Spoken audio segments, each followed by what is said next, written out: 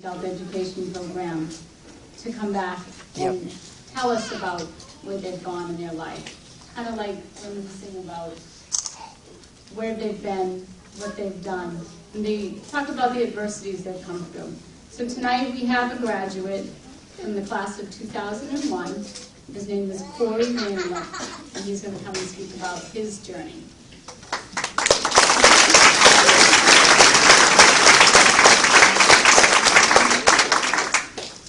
Good evening, everyone, and thank you for joining us as we honor the class of 2014 and their tremendous achievements.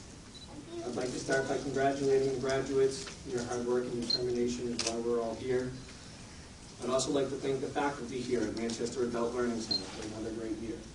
Your commitment to the students is unrivaled. I saw it firsthand just how much you care and how big of a difference it can make. I don't think you can ever be thanked enough for that.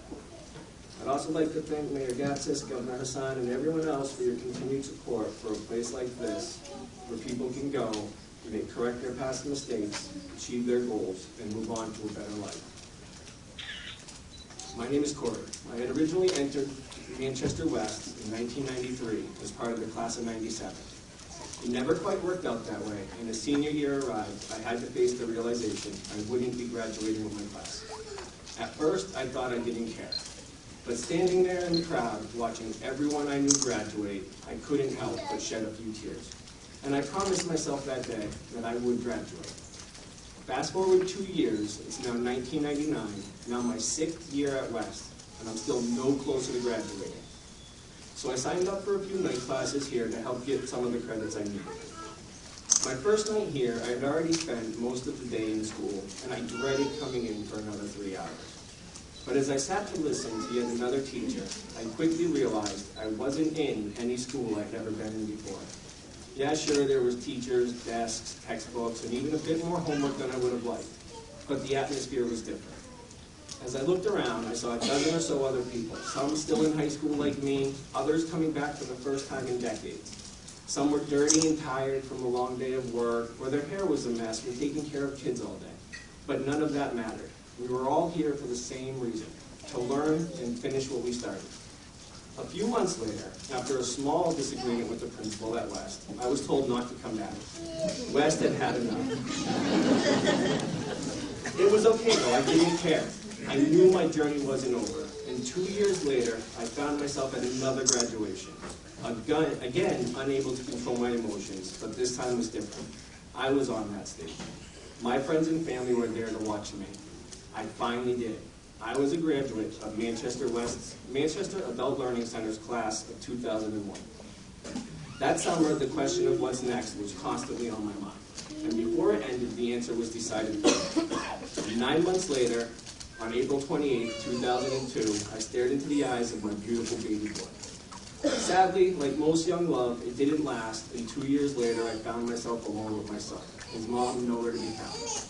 Honestly, the next few years felt like paradise. I had a job I enjoyed, I had my son full-time with zero drama.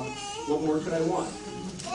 Unfortunately, about 5 years ago, my company thought it would be more cost-efficient if my position didn't exist. So I found myself on unemployment, again questioning my future. I really wanted to go back to school, but by this time I was 30. It had been almost 10 years since I had been in school. I didn't have the time or money. Yeah, the list of excuses went on and on. The only legitimate reasons I had was I wasn't ready to spend more time away from my son, and I didn't want to go into debt pursuing a career or degree that I hate. And then last year, after some deep soul searching, I realized it was time, now or never.